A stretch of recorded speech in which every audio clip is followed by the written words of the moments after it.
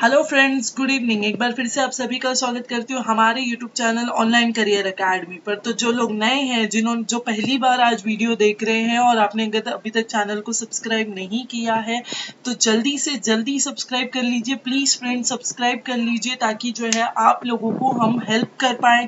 आपकी जो भी गवर्नमेंट एग्जाम की तैयारी आप कर रहे हैं उनमें हमारी हेल्प जो है आपको पूरी पूरी मिलेगी। तो जल्दी से सब्सक्राइब कर लीजिए, वीडियोस को एंड तक देखिएगा फ्रेंड्स। और वीडियो अगर पसंद आ रही है तो लाइक बटन को जरूर क्लिक करिएगा ताकि मुझे पता चले कि मेरी वीडियोस आपको कितनी पसंद आ रही है। और वीडियो के रिलेटेड कुछ भी डाउट हो आप मुझे कमेंट सेक्शन में जरूर पूछ सकते हैं, मैं वहां पे आपके डाउट जो है क्लियर करवा दूंगी। ओके, तो आज जो मैं वीडियो बना रही हूँ इसमें मैं आप लोगों के लिए फिर से एक सैम्पल पेपर ले आई हूँ, जहाँ पे जो है सोल्जर क्लर्क के लिए जो सैम्पल पेपर आता है, जो कॉमन एंट्रेंस एग्जामिनेशन में जो क्वेश्चन पूछे जाते हैं सोल्जर क्लर्क वालों के लिए, उनमें जो क्वेश्चन आते हैं उनका एक छोटा सा सैंपल मैं आप लोगों के लिए लेके आई हूँ।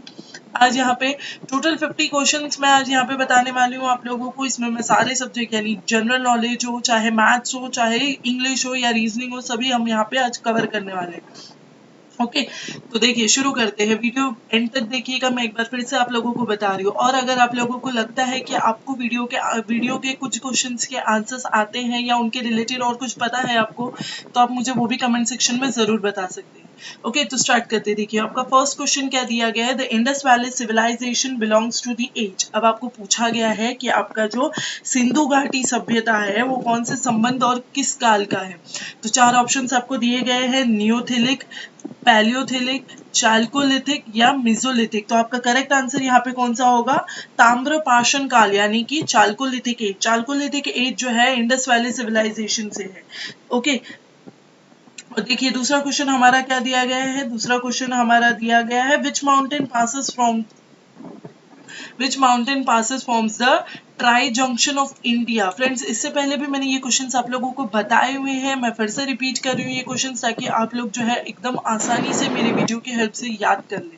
ओके, तो आपको क्या पूछा गया है कि तीन माउंटेन्स यानी इंडिया, चाइना और म्यांमार, इंडिया, चाइना और म्यांमार जो माउंटेन्स है इनमें से कौन सा ट्राई जंक्शन जो है, कौन सा माउंटेन्स इन ट्राई जंक्शन से पास हो रहा है।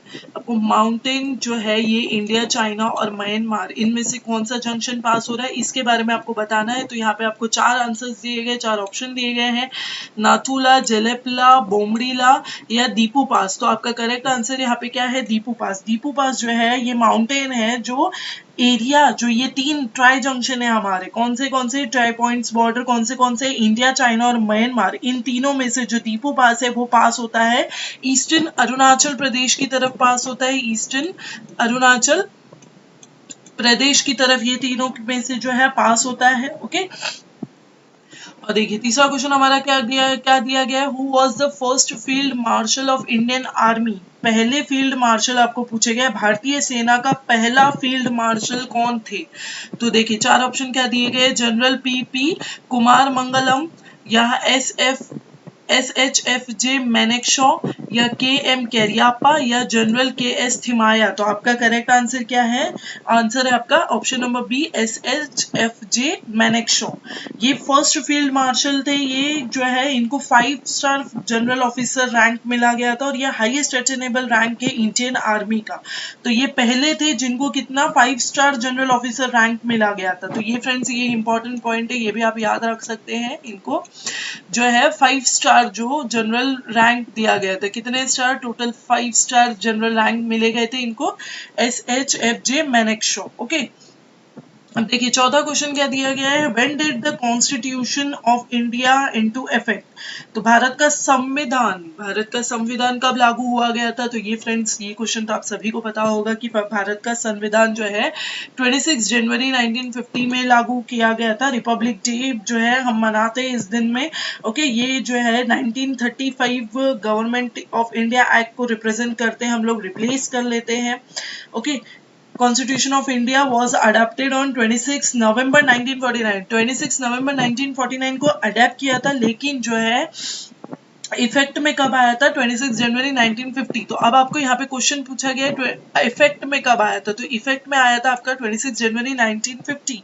लेकिन अगर आपको पूछा जाएगा कि कब अडॉप्ट किया गया था, तो अडॉप्ट कब किया था, 26 नवंबर 1949 को अडॉप्ट किया गया था। ओके, अब देखिए दूसरा क्वेश्चन हमारा क्या है, who was the first defence minister of India. अब आपको पूछा गया है कि पहले भारत के पहले रक्षा मंत्री कौन थे। तो भारत के पहले रक्षा मंत्री में आपको 4 ऑप्शन दिए गए हैं, के.एम. कैरियापा, सरदार पटेल, मौलाना आजाद या बलदेव सिंह। तो यहाँ पे आपका आंसर क्या होगा, आंसर होगा आपका option number D, Baldev Singh जो है भारत के पहले रक्षा मंत्री थे। कब थे, इनका टाइम ड्यूरेशन देखिए, 15 अगस्त 1947 से लेके 13 मई 1952 में थे। ये पहले सिख डिफेंस मिनिस्टर बने थे पूरी कंट्री के। Okay, when water freezes in density, तो जब वाटर जो है बर्फ में कन्वर्ट हो जाता है, फ्रीज हो जाता है, तो उसकी डेंसिटी क्या होती है, इंक्रीज होती है, डिक्रीज होती है, कांस्टेंट रहती है या जीरो हो जाती है। तो यहाँ पे आपको 4 ऑप्शन दिए गए हैं। जब वाटर है, जब पानी, जब हम फ्रीज में रखते हैं, जब वाटर को हम फ्रीजर में जब रखते हैं तो वो फ्रीज हो जाता है। तो जब वो फ्रीज होता है तो उसकी डेंसिटी जो है कम हो जाती है। अब जब डेंसिटी कम क्यों होती है, क्योंकि वाटर जो है ऑर्डिनरी टेम्परेचर पे यानी नॉर्मल टेम्परेचर पे इंक्रीज करता है अपनी डेंसिटी को। ओके, नॉर्मल टेम्परेचर पे वो कॉन्ट्रैक्ट होता है और वो जब कोल्ड हो जाता है, जब ठंडा हो जाता है, जब मैं उसको फ्रीजर में रख रही हूँ तो ऑब्वियसली वो ठंडा हो रहा है, तो जब वो ठंडा होता है तो उसकी डेंसिटी जो है डिक्रीज हो जाती है। ओके, और मैक्सिमम डेंसिटी कितनी होती है, 4 डिग्री सेल्सियस की। वाटर जो है मैक्सिमम डेंसिटी उसकी होती है 4 डिग्री सेल्सियस। ठीक है, तो ये साइंस का क्वेश्चन है। देखिए अब convex lens generally forms which type of image. अब उत्तल लेंस जो है वो कौन से टाइप की छवियां बनाते हैं, कौन से टाइप की इमेजेस बनाते हैं। तो उत्तल लेंस जो है आपको 4 ऑप्शन कौन से दिए, real and erect, virtual and erect, real and inverted, virtual and inverted. तो ये जो है कॉन्वेक्स लेंस, ये कौन से टाइप की इमेजेस बनाते हैं, रियल एंड इन्वर्टेड टाइप की इमेजेस बनाते हैं। Okay, gypsum is added to cement so that. अब जिप्सम को हम सीमेंट में ऐड करते हैं, क्यों ऐड करते हैं, ताकि सीमेंट की जो सेटिंग है वो फास्टन हो जाए, सीमेंट की सेटिंग स्लो हो जाए, सीमेंट की सेटिंग इंप्रूव हो जाए, सीमेंट की स्ट्रेंथ कंट्रोल हो जाए। अब जब मैं जिप्सम को सीमेंट में ऐड कर रही हूँ तो सीमेंट जो उसकी सेटिंग है वो स्लो डाउन हो जाएगी। ओके, जिप्सम क्या होता है, जिप्सम ये एक सॉफ्ट सल्फेट मिनरल कंपाउंड है। किससे बना है, ये कैल्शियम सल्फेट डाइहाइड्रेट से बना है। ओके, तो ये जब हम ऐड कर रहे हैं सीमेंट में, ताकि वो क्या करता है, सीमेंट में पानी भी ऐड होता है तो वो हाइड्रेशन प्रोसेस को जो है स्लो डाउन कर लेता है जब उसमें पानी मिक्स हो जाता है, जिसकी वजह से जो है सीमेंट ज्यादा टाइम तक हम यूज कर पाते हैं। Okay, the blood cells in which the nucleus is absent. अब ऐसे कौन से ब्लड सेल्स है जिसमें न्यूक्लियस जो है एब्सेंट होता है, lymphocyte, blood platelets, monocyte, eosinophil. तो यहाँ पे आपका ऑप्शन क्या होगा, ब्लड प्लेटलेट्स। ब्लड प्लेटलेट्स क्या, थ्रोम्बोसाइट। थ्रोम्बोसाइट जो है ये टाइनी ब्लड सेल्स होते हैं जो हमारे बॉडी को क्लॉट करने में हेल्प करते हैं। जब हमको कहीं लग जाता है या हमारे बॉडी से कोई भी पार्ट में से अगर ब्लड ब्लीडिंग हो रही है, ब्लड निकल रहा है, तो जो है ब्लड प्लेटलेट्स यानी थ्रोम्बोसाइट्स क्या करेंगे, थ्रोम्बोसाइट्स हमें हेल्प करते हैं कि हमारी बॉडी के ब्लड को वो स्टॉप कर सके, वो वहां पे क्लॉटिंग कर देते हैं। Okay, which one of the following is not a fundamental unit. अब फंडामेंटल यूनिट इनमें से कौन सी नहीं है, निम्नलिखित में से कौन सी एक मौलिक इकाई नहीं है। अब आपको फंडामेंटल यूनिट यानी मौलिक इकाई इनमें से कौन सी नहीं है, तो ये भी आपको पता ही होगा, फिर भी बता रही हूँ, कैंडेला, मोल, सेल्सियस, एम्पियर। तो इन 4 में से कौन सी होगी, तो आपका आंसर होगा सेल्सियस। सेल्सियस जो है वो फंडामेंटल यूनिट नहीं है। फंडामेंटल यूनिट क्या होते हैं, फंडामेंटल यूनिट जो है हमारे यूनिट्स होते हैं, फंडामेंटल क्वांटिटीज के यूनिट होते हैं। इंटरनेशनल सिस्टम ऑफ यूनिट से हम डिफाइन करते हैं, मतलब एसआई यूनिट जिसे हम बोलते हैं, तो वो होते हैं फंडामेंटल यूनिट जिनको हम एसआई यूनिट से बताते हैं। अब आप फिजिक्स पढ़ रहे हो तो फिजिक्स में आपको ये सारी टर्म्स जो है यूज होते हैं, इंटरनेशनल सिस्टम ऑफ यूनिट क्या होता है, फंडामेंटल यूनिट क्या होता है, तो ये सब आपको वहां पे पता होता है। अब देखिए यहाँ से हमारा मैथ्स का पार्ट स्टार्ट हो रहा है। Number 1 2 3 4 5 6 7 is divisible by. अब हमको एक नंबर बताना है जिससे हमारे ये नंबर जो है डिविजिबल है। अब देखो, अब जब मैं यहाँ पे अगर डिविजिबिलिटी रूल जो है अप्लाई कर रही हूँ, कौन सा रूल अप्लाई करूंगी, मैं डिविजिबिलिटी रूल अप्लाई करूंगी, तो मेरा 1 2 3 4 5 6 7 जो है उनको क्या करूंगी, ऑड प्लेस यानी इनमें से जितने भी मेरे ऑड नंबर होंगे उनको ऐड करूंगी, फिर इनमें से जितने भी मेरे जो इवन नंबर होंगे उनको ऐड करूंगी। तो अब मेरे ऑड नंबर कौन से हैं, 2 4 6। ओके, तो 2 4 6 4 इनमें से इनको ऐड कर दूंगी तो मेरा क्या हो जाएगा, 16 हो जाएगा आंसर। वैसे ही मैं इवन नंबर को ऐड करूंगी तो जो है 16 माइनस 16 जो है उनको माइनस कर दूंगी, अगर मैं तो मेरा आंसर कितना हो जाएगा 0। तो ये जो है नंबर डिविजिबल किससे है 11 से। ओके अब देखिए दूसरा क्वेश्चन क्या दिया गया, एलसीएम ऑफ 7/90 और 14/15। यहाँ पे जो है आपको एलसीएम पूछे गए हैं किसके किसके, 7/90, 14/50, 7/10। कितना होगा 7/90, 14/15, 7/10। तो ये आपको पूछा गया है यहाँ पे, तो एलसीएम आपको बताना है यहाँ पे। तो आप कैसे करोगे, आप जो है एलसीएम और एचसीएफ को डिवाइड कर दोगे। तो मैं क्या करूंगी 7, अब ये वाला जो है 7, 14 और 7, तो ये तीनों को मैं लूंगी डिवाइडेड बाय 90, 50 और 10 कर लूंगी। देखो 7, 14, 7 डिवाइडेड बाय मेरा हो जाएगा 90, 15 और 10। तो ये मेरा क्या हो जाएगा, इसका आंसर मुझे मिलेगा 14/5। तो मेरा आंसर क्या हो जाएगा 14/5, ऑप्शन नंबर बी आपका। ओके अब देखिए नेक्स्ट क्वेश्चन क्या है हमको, 3 numbers are in the ratio. अब 3 नंबर मुझे दिए गए 1:3, 2:3 के रेशियो में। अब उनका एचसीएफ क्या है 12 है। अब मुझे 3 नंबर दिए गए, मुझे उनका एचसीएफ पता है लेकिन मुझे एलसीएम ढूंढना है। तो एलसीएम मैं कैसे ढूंढ सकती हूँ, मैं नंबर को क्या कंसिडर कर लूंगी, x, 2x और 3x। तो मैं ये तीनों नंबर को वैसे कंसिडर करूंगी। ओके तो HCF जो है हमेशा कॉमन फैक्टर होता है, आपको पता है ये चीज। तो x हम ले लेंगे इस केस में, तो मैं सबको x ले लूंगी। ओके तो अब मैं x को अगर 12 कंसिडर कर रही हूँ, यहाँ पे मैं x को अगर 12 कंसिडर कर रही हूँ, तो मैं इन सभी के साथ 12 को मल्टीप्लाई कर दूंगी, तो मुझे आंसर मिल जाएगा 72। ओके अब देखिए दूसरा क्वेश्चन क्या पूछा गया है हमको, if root of 169/x is equal to 1.30। तो मुझे यहाँ पे वैल्यू ऑफ x बतानी है। तो मेरे को ये रूट पता है कि 169/x मेरा कितना हो रहा है 1.30 हो रहा है। तो मुझे क्या x की वैल्यू बतानी है, तो मैं क्या करूंगी, अब 169 मेरा किसका रूट होता है, 13 मल्टीप्लाई बाय 13 169 होता है। तो मैं 13 बाय रूट ऑफ x कर लूंगी, तो मुझे कितना मिलेगा इज इक्वल टू 1.3 ले लूंगी। ओके तो उसके बाद मैं रूट ऑफ x को यहाँ पे ले लूंगी और 13 बाय 1.3 कर लूंगी, तो मुझे आंसर क्या मिल जाएगा 10। अब x रूट में है मेरा, तो मैं x का रूट हटा के वहां पे 13 किसको 10 के साथ में ले लूंगी, तो मेरा 10 स्क्वायर हो जाएगा। अब 10 स्क्वायर कितना होता है 100 होता है। तो आपका ऑप्शन कौन सा होगा, option number A is the correct option. Okay if each pair of opposite sides of quadrilateral is equal then it is. अगर मैं एक क्वाड्रिलेटरल ट्रायंगल की बात कर रही हूँ या रेक्टेंगल या किसी की भी बात करिए, एक क्वाड्रिलेटरल है मेरा जिसकी हर एक अपोजिट साइड्स जो है इक्वल है। सपोज उसकी 4 साइड्स है, तो मेरी चारों साइड्स में से अपोजिट साइड्स जो है वो इक्वल होगी। तो अगर वो चारों साइड्स में से अपोजिट साइड्स इक्वल हो रही है, तो वो क्या होगा, काइट होगा, ट्रेपेजियम होगा, पैरेललोग्राम होगा, या तो फिर ऑल आर करेक्ट। तो वो क्या होगा, मेरा आंसर क्या होगा पैरेललोग्राम। अब पैरेललोग्राम क्यों होगा, क्योंकि उसके अपोजिट साइड्स अपोजिट एंगल्स दोनों इक्वल होते हैं और वो उनके जो डायगोनल्स होते हैं वो एक दूसरे को बाइसेक्ट करते हैं। ठीक है इसीलिए आंसर मेरा क्या होगा पैरेललोग्राम। अब देखिए नेक्स्ट क्वेश्चन क्या है, the sector of a circle has a radius of 21 centimetre. एक सेक्टर है सर्कल का जिसका रेडियस कितना है 21 सेंटीमीटर और उसका सेंट्रल एंगल कितना है 135 डिग्री। मुझे क्या बताना है, मुझे पैरामीटर बताना है, पेरीमीटर बताना है, मतलब परिधि बताना है। तो मैं परिधि जब कैलकुलेट करूंगी तो कैसे कर सकते हैं, फॉर्मूला क्या है आपका, perimeter of circle is equal to length of arc plus 2 into radius. Okay तो लेंथ प्लस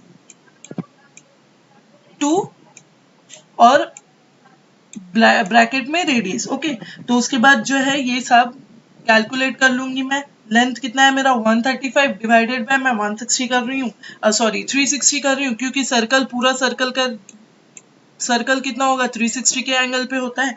तो 135 डिवाइडेड बाय 360 मल्टीप्लाई बाय 2 और आर क्या होगा 22/7। तो आपको ये तो पता ही है कि आर जो है ये कांस्टेंट होता है 22/7। ओके तो ये सारे मल्टीप्लाई कर लेंगे। ओके तो मुझे आंसर क्या मिल जाएगा 91.5 सेंटीमीटर।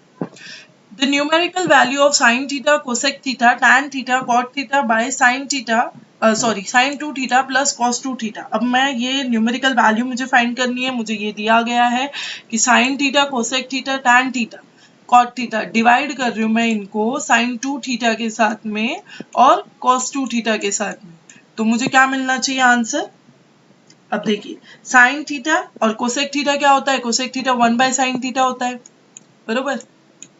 फॉर्मूला आप सभी को पता है, टेबल ये साइन थीटा कॉस थीटा के टेबल्स भी आपको याद होंगे। कोसेक थीटा मेरा होता है 1/sin थीटा, फिर tan थीटा, और कॉट थीटा क्या होता है, कॉट थीटा भी 1/tan थीटा होता है। तो और ये sin 2 theta plus cos 2 theta मेरा 1 हो जाएगा, तो ये sin theta multiply by 1/sin theta plus multiply by tan theta multiply by 1/tan theta, तो कितना हो जाएगा मेरा आंसर, 1 हो जाएगा।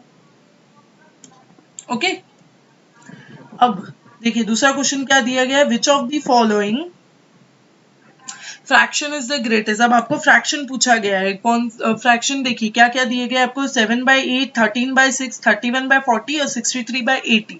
तो अब आपको ग्रेटेस्ट फ्रैक्शन यहाँ पे पूछा गया है, तो आपका आंसर है 7/8। Okay, in the figure given below, अब आपको एक फिगर दिया गया है, यहाँ पे फिगर में आपको ABC जो है ये 3 पॉइंट्स है सर्कल पे, जिनका सेंटर क्या है O। अब यहाँ पे आप देखिए ये सेंटर है और ये ABC आपके 3 पॉइंट है, इसमें से अगर मैं BOC ले रही हूँ वो 30 डिग्री है और AOB मैं ले रही हूँ 60 डिग्री, तो D जो है वो सर्कल पे ही एक और पॉइंट है other than angle ABC। Okay, ABC की जैसा। तो अगर मैं एडीसी का मुझे वैल्यू फाइंड करना है तो मेरा एडीसी कितना होगा ये पूछा गया है आपको यहाँ पे। ओके, तो देखिए ये कैसे कर सकते हैं हम, AOC angle AOC is equal to मैं ले लूंगी AOB प्लस BOC, तो मुझे AOB और BOC दोनों की वैल्यू पता है, मुझे ADC की फाइंड करनी है। ओके, तो अब मैं इन दोनों को ऐड कर दूंगी तो मुझे आंसर क्या मिल जाएगा, 90 डिग्री मिल जाएगा। 60 प्लस 30 कितना हो जाता है, 90 डिग्री। अब ADC क्या है, अब मैं AOC पहले ढूंढ रही थी, तो मुझे AOC तो मिल गया, लेकिन ADC क्या है, AOC का हाफ है, तो मुझे ADC क्या लेना होगा, हाफ ऑफ AOC। ओके, तो हाफ ऑफ AOC मतलब हाफ ऑफ 90 डिग्री मैं लूंगी, हाफ ऑफ 90 डिग्री, तो यहाँ पे जो है तो मुझे क्या मिलेगा आंसर, 45 डिग्री। ओके, अब देखिए दूसरा क्वेश्चन क्या है, if x is the length of a median, अगर x जो है लेंथ है मीडियन का, x एक इक्विलैटरल ट्रायंगल है, तो उसका एरिया मुझे फाइंड करना है जिसका मुझे लेंथ दिया गया है। ओके, अब मैं ट्रायंगल के साइड को, एक साइड को, let the side of triangle B A, अगर मैं ए कंसिडर कर रही हूँ एक साइड ऑफ ट्रायंगल को, तो मैं पाइथागोरस थ्योरम इसमें यूज करूंगी, और जब मैं पाइथागोरस थ्योरम से कैलकुलेट करूंगी तो मुझे आंसर मिल जाएगा 1/√3x²। ओके, तो ये सारी जो है ये x² है। ओके ओके, अब देखिए यहाँ पे अब आ गया कंप्यूटर वाला सेशन। अब हमने मैथ्स कंप्लीट कर लिया, जनरल नॉलेज कंप्लीट किया, साइंस कंप्लीट किया। अब देखिए कंप्यूटर वाले सेशन का फर्स्ट क्वेश्चन क्या है आपका, देखिए the CPU comprises of control memory and, तो सीपीयू का फुल फॉर्म क्या होता है, कंट्रोल सेंट्रल प्रोसेसिंग यूनिट। अब सीपीयू का फुल फॉर्म तो आपको पता है, सेंट्रल प्रोसेसिंग यूनिट। तो सीपीयू जो है इसमें कंट्रोल होता है, मेमोरी होती है, और कौन सी चीज होती है, तो यहाँ पे आपका ऑप्शन क्या होगा, option number B, arithmetic logic unit. What is the loading sorry what is loading the operating system into the personal computer call। अब आप कोई भी फोन यूज कर रहे हो तो उसमें लोडिंग होता है, तो हम क्या बोलते हैं, इंस्टॉल हो रहा है, डाउनलोड हो रहा है। बट अगर वो ही मैं पर्सनल कंप्यूटर में मेरे कुछ लोड हो रहा है तो मैं उसे क्या बोल दूंगी, मैं उसे बूस्टिंग बोल दूंगी, वो चीज बूस्ट हो रही है। The components of the computer are interconnected with, अब कंपोनेंट्स ऑफ कंप्यूटर, कंप्यूटर के जितने भी कंपोनेंट्स है वो इंटरकनेक्टेड हो रहे हैं एक दूसरे के साथ में, तो वो कैसे इंटरकनेक्टेड हो रहे हैं, बसेस के। अब ये वो वाली बस नहीं है जो आप सोच रहे हो, ये वो वाली बस नहीं है, कंप्यूटर लैंग्वेज की बस है। बस क्या है, बस ये सब सिस्टम है जो यूज करते हैं हम, ताकि हम कंप्यूटर के कंपोनेंट्स को कनेक्ट कर सके और ट्रांसफर कर सके डेटा को। अब एग्जाम्पल देखिए क्या है, इंटरनल बस जो है, जैसे कि कंप्यूटर इंटरनल्स को मदरबोर्ड रोड के साथ कनेक्ट कर रही है तो वो भी एक बस है। बस कोई भी हो सकती है, पैरेलल भी हो सकती है और सीरियल भी हो सकती है। तो पैरेलल बसेस जो है वो ट्रांसमिट करती है मल्टीपल वायर्स की हेल्प से। अब आप देख सकते हो कंप्यूटर को सीपीयू के साथ कनेक्ट किया जाता है, तो वो जो वायर्स होते हैं वो जो है वो पैरेलल बस होती है। लेकिन सीरियल बस जो है वो इनबिट सीरियल फॉर्मेट, यानी इनसाइड जो प्रोसेसिंग हो रही है, इनसाइड जो ट्रांसफर हो रही है, जो इनसाइड में कनेक्शन हो रहे हैं, उनको बोला जाता है सीरियल बसेस। ओके, अब देखिए what is the meaning of OMR। अब OMR का मीनिंग क्या, OMR क्या होगा, ऑप्टिकल मार्क रिकॉग्निशन। तो ये आपका ऑप्शन नंबर ए जो है करेक्ट ऑप्शन है। ओके, OMR ये इलेक्ट्रॉनिक मेथड है जहां पे हम ह्यूमन हैंडल डेटा को कलेक्ट करते हैं और आइडेंटिफाई करते हैं मार्किंग्स और डॉक्यूमेंट्स के ऊपर। अब जो मैं ये काम कर रही हूँ ये भी तो OMR ही है। मैं PDF में जो भी काम कर रही हूँ वो OMR ही होता है, जहाँ पे मैं अपने हैंडमेड जो है चीजें बना रही हूँ और यूज कर रही हूँ। Okay, in Excel the autocorrect option can be found in. अब मैं अगर मेरे कंप्यूटर में एक्सेल यूज कर रही हूँ तो एक्सेल में अगर मुझे ऑटो करेक्ट ऑप्शन आ रहा है तो वो कब होता है, वो कब देखा जाएगा, पॉपुलर टाइम, फॉर्मूलेस में, प्रूफिंग में या एडवांस में। तो यहाँ पे आपका ऑप्शन क्या हो जाएगा, प्रूफिंग में। प्रूफिंग हम क्यों करते हैं, हम स्पेलिंग को चेक करते हैं। तो वो जो है ऑटो करेक्ट क्यों होता है, ताकि अगर हमारी कुछ स्पेलिंग मिस्टेक्स है तो हम जो है चेक कर सकते हैं, हमारे स्पेलिंग को चेंज कर सकते हैं। हमारे फोन में भी ऑटो करेक्ट का ऑप्शन होता है। अब देखिए ये अब जो है ये पार्ट 1 हमने कंप्लीट कर लिया। पार्ट 2 हमारा है जनरल इंग्लिश का पार्ट। अब देखिए, अब आपको पहला क्वेश्चन जो है आपके पेपर में आता है वो क्या होता है कि आपको पैसेज को केयरफुली रीड करना है और उसके बाद उनमें जो भी क्वेश्चंस पूछे जाएंगे वो आपको आंसर करने हैं। अब देखिए आपका पैसेज क्या मैंने यहाँ पे दिया गया है, much of our adult state of fear is linked up with the feeling that I an individual who have to cope single-handed with a hostile world, the detail of which have come far too complicated for me to understand. The feeling of isolation is in part byproduct of the way we have been educated and the stress that is put on passing examination. The more successful your examination, the more likely you are to feel alone, because the process of segregation has been more complete at a very stage. You prove how much you cleverer you are than all those other fellows, until in the end you stand quite alone and afraid. तो ये जो है, ये जो आपको passage यहाँ पे दिया गया है, ये हमारे फियर, अब हम स्टूडेंट्स जो होते हैं हमें फियर होता है कि हम जैसे जैसे अडल्ट स्टेज में जा रहे हैं हमें कुछ ना कुछ चीज़ों का डर होता है, हमें कुछ ना कुछ चीज़ों को फेस ऑफ करना पड़ता है, हमें एग्जामिनेशंस को फेस ऑफ करना पड़ता है। जैसे जैसे हमारे लेवल्स बढ़ते जाते हैं, हमारे स्टैंडर्ड्स बढ़ते जाते हैं, एग्जामिनेशन का स्ट्रेस हमें और भी बढ़ता जाता है। तो यहाँ पे वही स्टोरी आपको बताई गई है, एक बॉय या गर्ल और एक स्टूडेंट की स्टोरी यहाँ पे आपको नरेट की गई है। इनके बेसिस पे आपको क्वेश्चंस पूछे जाएंगे। अब देखिए पहला क्वेश्चन ही आपको क्या पूछा गया है, Our adult state of fear is linked up with the feeling that an individual। अब आपको पैसेज आपने पढ़ा, पैसेज की फर्स्ट लाइन ही आपको यही है, linked up with the feeling that I, an individual who have to cope a single-handed with the hostile world। तो आपका आंसर क्या है, has to face the hostile world single handed. मुझे पूरे वर्ल्ड को अपने तरीके से अकेले रह के फेस करना है, ये यहाँ पे मीनिंग होगा आपका।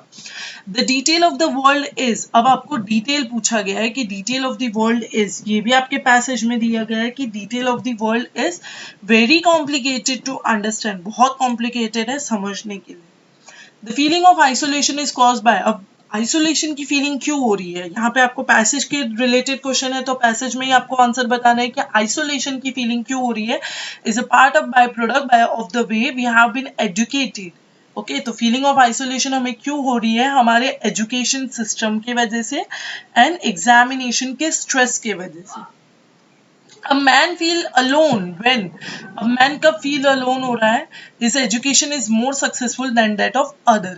जब उसकी एजुकेशन किसी और से ज्यादा अच्छी है तभी भी वो अलोन ही फील होता है, बिकॉज उसके पास ग्रुप नहीं होता, उसके पास फ्रेंड्स नहीं होते।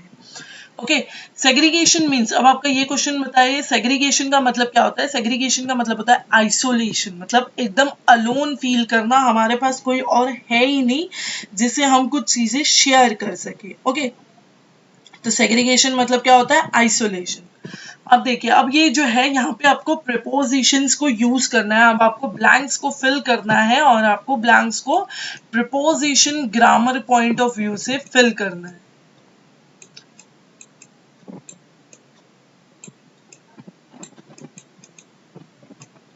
ओके तो यहाँ पे आपको प्रीपोजिशंस को यूज करना है। अब आपके ये ग्रामर पार्ट ऑफ व्यू होता है, यहाँ पे आपको प्रीपोजिशन ग्रामर में और भी सही नाउन्स प्रोनाउंस ये सारे टॉपिक्स आपको यहाँ पे इंग्लिश के पेपर्स में पूछे जाते हैं।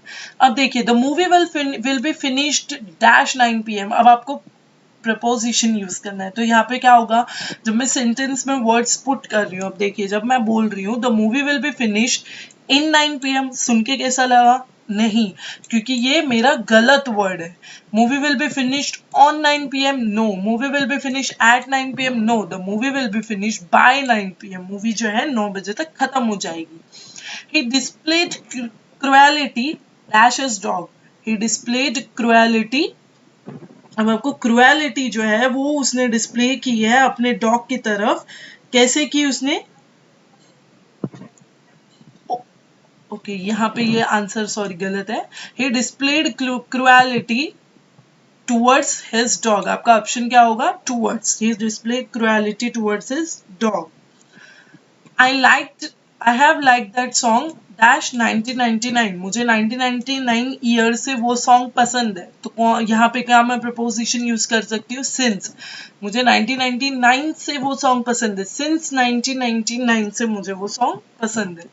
अब आपको यहाँ पे फिलिंग द ब्लैंक्स करने हैं। आपको क्या करना है? करेक्ट आर्टिकल यूज करना है। अब आर्टिकल मतलब क्या है? ए एंड द ये सारे जो होते हैं ये आर्टिकल होते हैं, तो ये आपको यहाँ पे यूज करना है। अब देखिए क्वेश्चन क्या दिया गया आपको, dash sun is the largest object in the solar system. अब ए सन तो नहीं होगा, एंड सन भी नहीं होगा, the sun is the right answer. The sun is the largest object in the solar system. No actually I live in dash apartment. तो मैं apartment में रह रही हूँ, लेकिन मैं वहां पे क्या करूंगी? No actually I live in a apartment, no. In the apartment, no. I live in an apartment, ये मेरा राइट होगा। My brother is dash soldier in Indian army. My brother is a soldier in Indian army.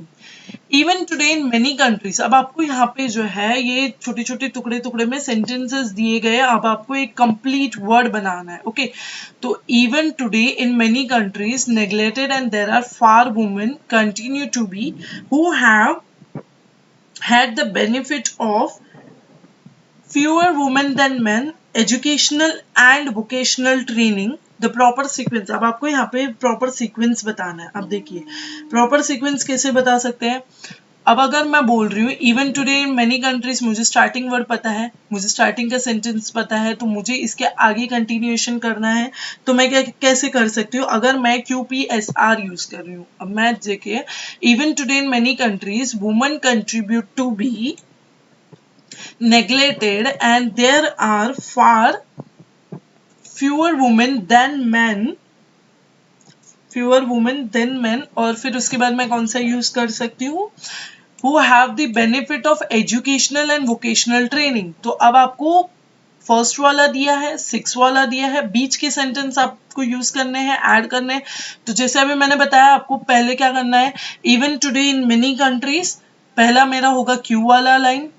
Even today in many countries, women continue to be neglected and there are far fewer women than men। तो यहाँ पे मेरा QPS हो गया। अब बचा मेरे पास R, who have had the benefit of educational and vocational training। अब जब मैं ये पूरा सेंटेंस बोलूंगी तब आपको समझ जाएगा कि मेरा सेंटेंस राइट है कि नहीं।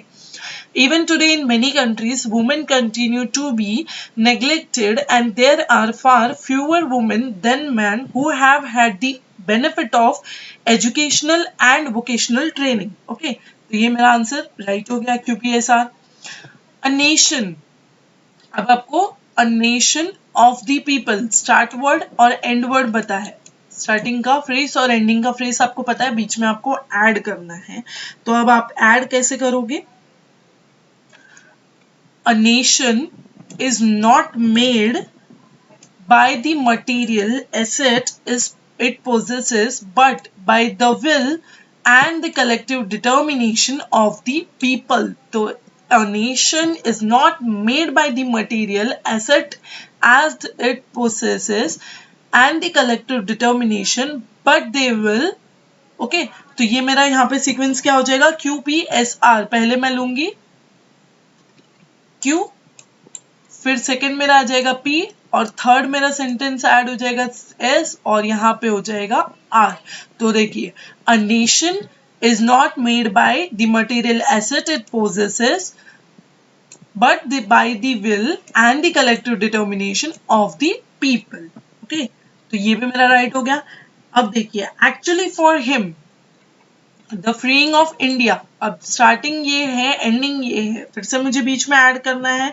Actually for him the development of the Indian into a free man was important than the freeing of India। तो मेरा पहला क्या हो जाएगा starting, actually for him the development of the Indian into free man was more important than the freeing of India। Okay तो ये भी right हो गया।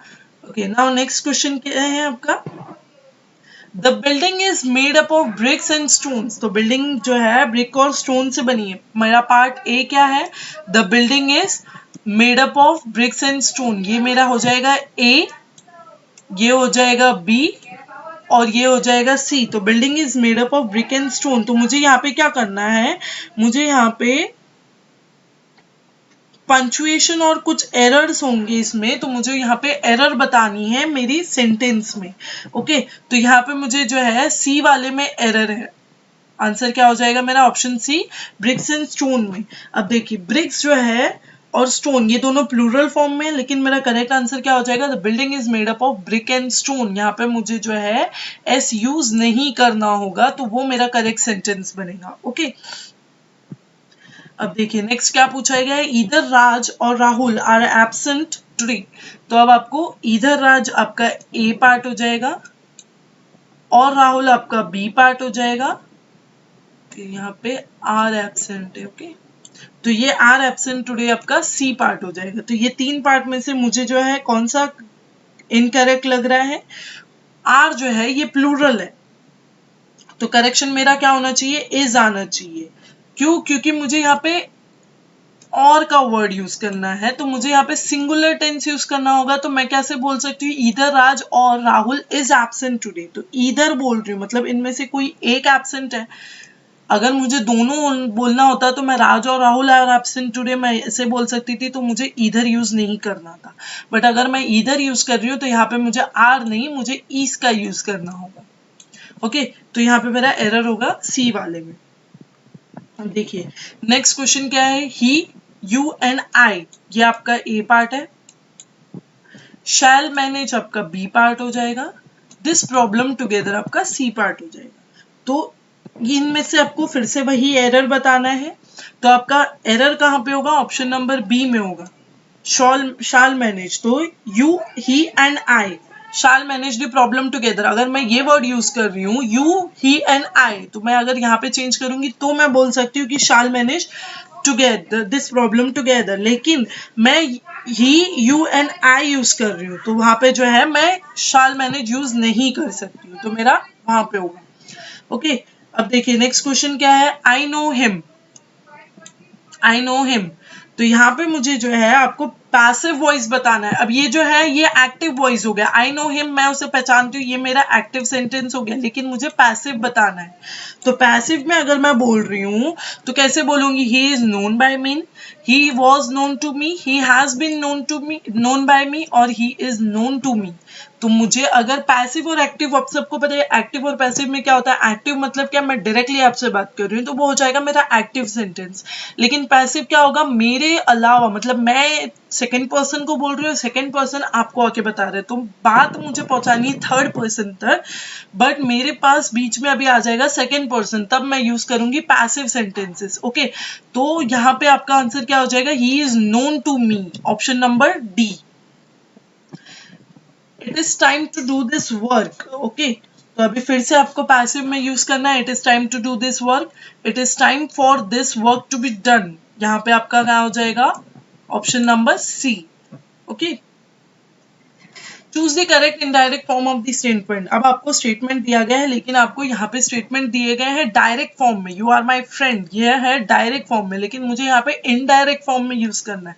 तो she said to him you are my friend, ये मेरा डायरेक्ट सेंटेंस हो गया, लेकिन मुझे इनडायरेक्ट में कैसे चेंज करना होगा? She told him that you are my friend, no, she told him that he was her friend, she says to him that you and I are friend, she told him that we both are friend. तो यहाँ पे मेरा answer क्या हो जाएगा? She told me that he was her friend.